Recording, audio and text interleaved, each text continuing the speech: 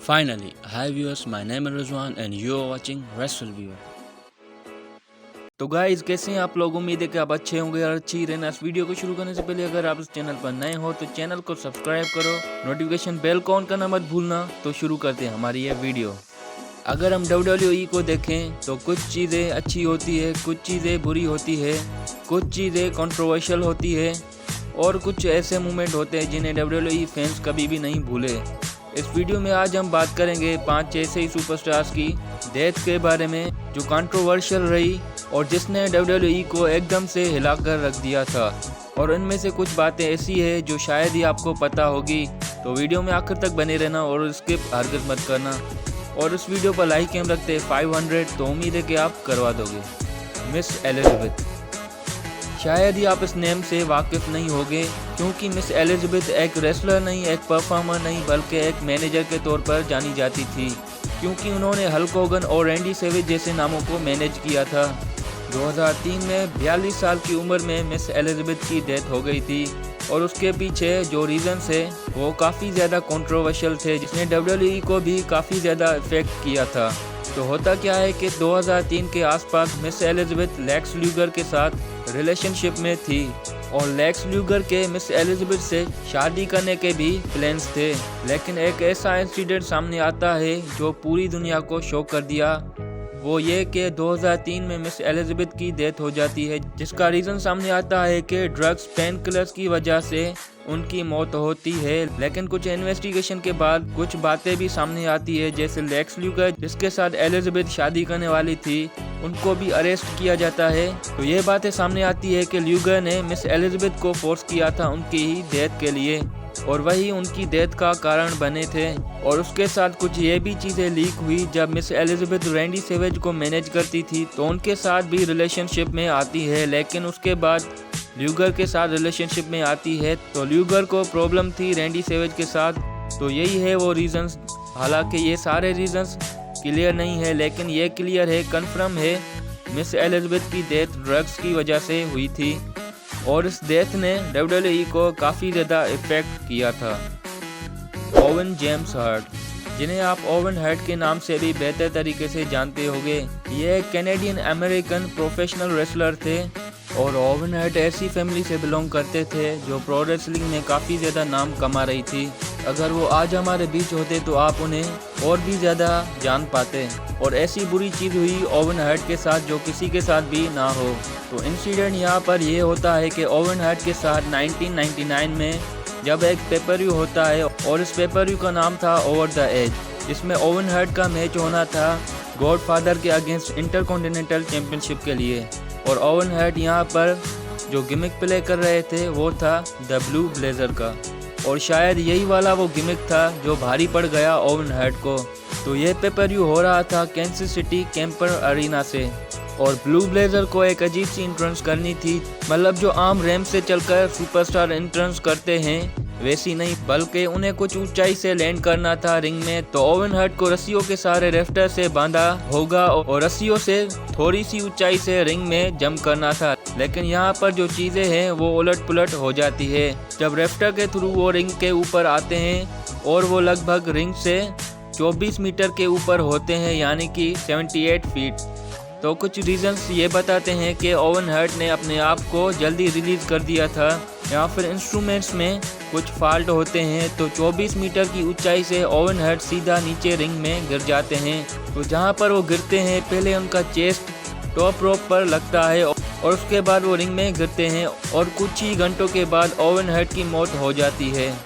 ये एक अजीब सा इंसिडेंट था। जब ये हुआ तो वहाँ बैठे क्राउड ने ही ये इंसिडेंट देखा था, टीवी पर ये लाइव टेलीकास्ट नहीं हुआ था। जब ये इंसिडेंट हुआ तो तब फ्री टैप सेगमेंट दिखाया जा रहा था, तो टीवी पर लाइव ऑडियंस ने ये मोमेंट कैप्चर नहीं किया था और ये चीज़ काफ़ी ज़्यादा बुरी थी WWE के अंदर। ऐसे इंसिडेंट होना वो भी गलती की वजह से, सच में ये बहुत बुरा हुआ ओवन हार्ट के लिए। और यहाँ पर एक और चीज़ थी कि ओवन हार्ट को इस एंट्रेंस की ज़्यादा प्रैक्टिस नहीं थी, मतलब उन्होंने एक बार इस एंट्रेंस की प्रैक्टिस तो की थी लेकिन उनको आइडिया नहीं था ब्लू ब्लेजर के गिमिक में रहकर इस एंट्रेंस का, और ज़्यादा ऊंचाई से ओवन हार्ट को डर भी लगता था। लेकिन ज़्यादा बुरी बात यह कि सिर्फ 34 साल की उम्र में ही ओवन हार्ट की डेथ हो गई। शुरू में तो WWE फैंस को यही लगा कि शायद WWE की स्टोरी लाइन का ये सब, लेकिन वहाँ पर जिमी रोज कमेंट्री टेबल पर होते हैं और वो बताते हैं कि ये एक एक्सीडेंट था और ओवन हार्ट इस दुनिया में अब नहीं है। एडी गुरेरो से तो आप अच्छी तरीके से वाकिफ होंगे। आप में से काफ़ी लोगों के एडी गुरेरो अभी तक फेवरेट हो गए, क्योंकि वो कुछ ऐसे सुपरस्टार में से थे WWE में जिनका करियर भी शानदार चला था। उन्होंने काफ़ी बड़े सुपरस्टार से फ्यूड की, जैसे Rey Mysterio, Batista, Kurt Angle, John Cena, Big Show और ब्रॉक लेसनर जैसे नाम भी शामिल हैं। और कहना पड़ेगा कि जब ये सुपरस्टार नाम कमा रहे थे तब एडी गुरेरो की मौत ने इन सुपरस्टार को काफ़ी ज़्यादा शॉक कर दिया था। तो ये बात है 2005 की, जब एडी गुरेरो इस दुनिया को छोड़कर चले गए। तो जो इंसिडेंट होता है एडी गुरेरो के साथ वो ये कि मिनियापोलिस में एक होटल रूम में उन्होंने स्टे किया होता है और उसके बाद ये रियलाइज़ किया जाता है कि बहुत टाइम हो गया है, एडी गुरेरो अभी तक वापस नहीं आए। तो उसके बाद वहाँ पर चावक गुरेरो जाते हैं कि क्या प्रॉब्लम है एडी गुरेरो के साथ। तो वहाँ पर चावक गुरेरो को भी गड़बड़ लगती है एडी गुरेरो के रूम में और उसके बाद ये मालूम होता है कि एडी गुरेरो अपने रूम में ही मरे हुए पाए गए। इस चीज़ ने WWE को काफ़ी ज़्यादा शॉक कर दिया था।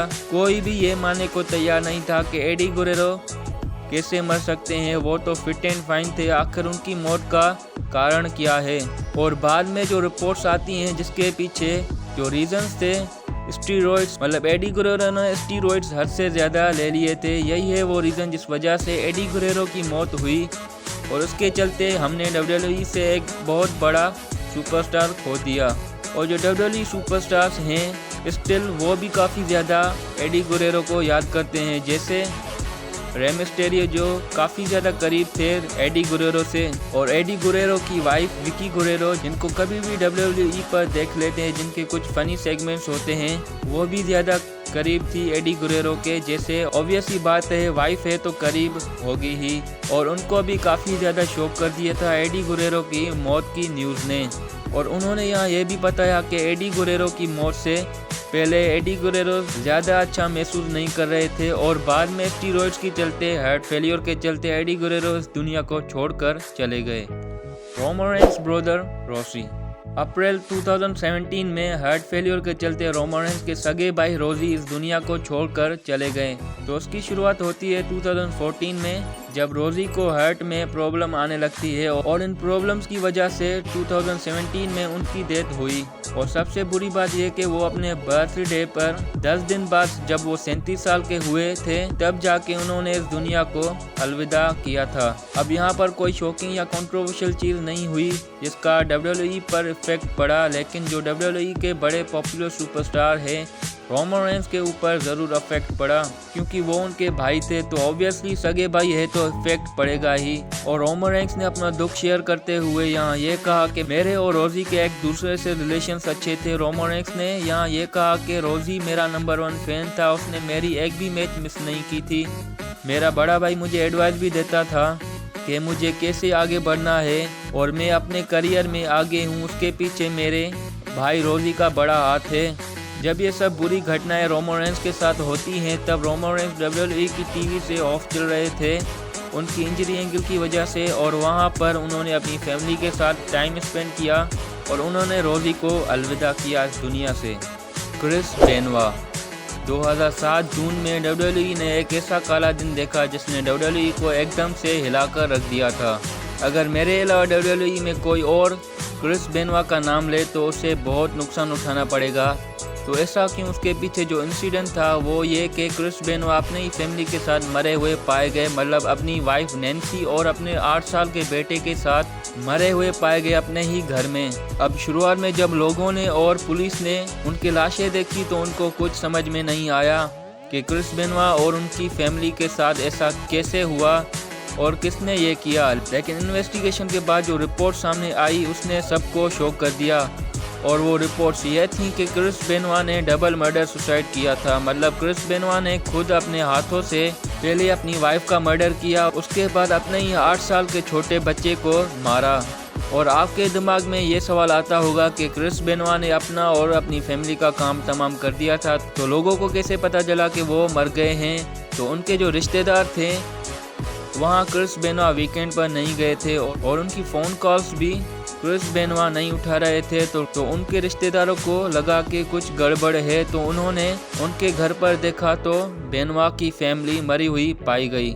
और उसके बाद जो रिपोर्ट्स आती हैं वो ये कि डिप्रेशन के चलते, ब्रेन डैमेज के चलते, स्टीरॉयड्स के चलते, मतलब सारी चीज़ों को मिलाकर उन्होंने ऐसा किया। और क्रिस बेनोआ को ज़िंदगी जीने का भी मन नहीं करता था। और यह भी रिपोर्ट्स में सामने आया कि क्रिस बेनोआ ने अपने ही हाथों से अपने 8 साल के बच्चे को गला घोंटकर मार दिया था। साथ साथ उनकी वाइफ के बॉडी पर भी काफ़ी ज़्यादा निशान देखे गए और उसके बाद उन्होंने अपनी लेड पुल डाउन मशीन पर क्रिस बेनोआ ने सुसाइड कर दिया और उसके साथ उन्होंने अपनी पूरी फैमिली को भी तबाह कर दिया।